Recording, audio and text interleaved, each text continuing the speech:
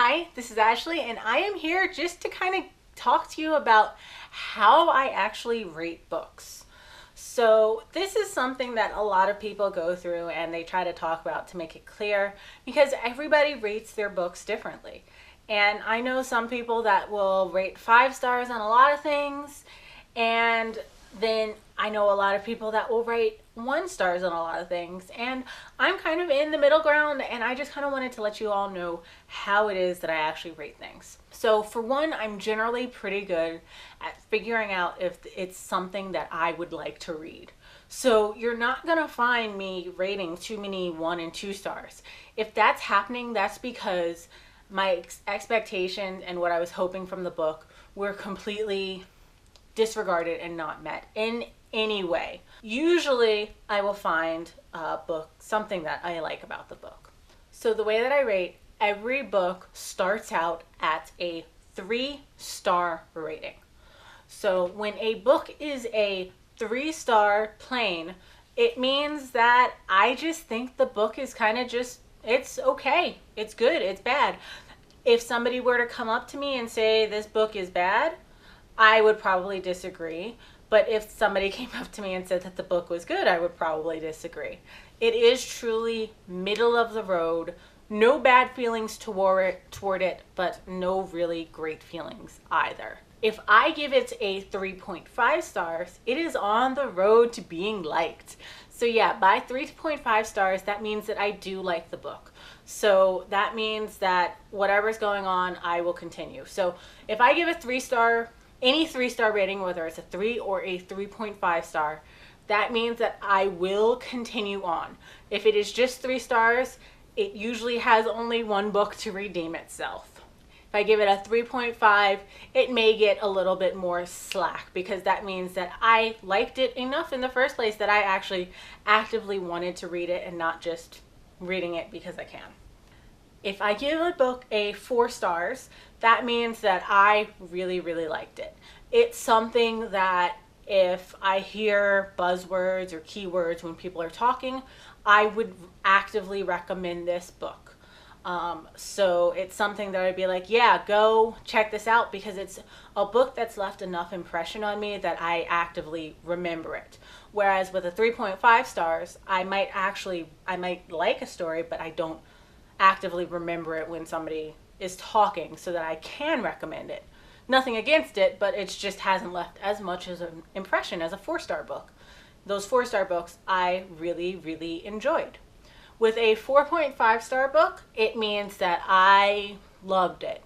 It was really great to me, but there might have been a few things going on in the story that I didn't like.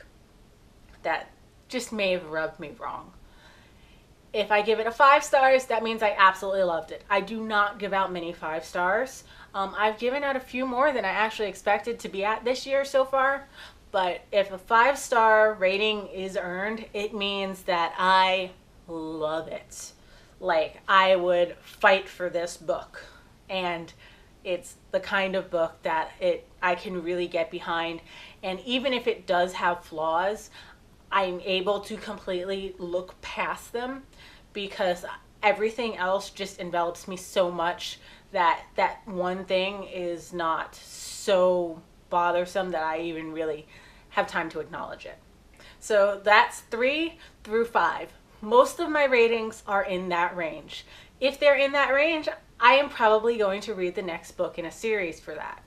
If it's a 5-star book and somebody earns a 5-star book, that means that whether their next book is in the series or not, I would pick up what that author wrote because I am that impressed by what they did in that piece of work. So that 5-star also kind of sets things apart a little bit more. As I mentioned before, I start at 3 stars and things can slide down or up at any time until I get to the end of the book. If it ends up getting a 2.5 star rating, that means I did not like it.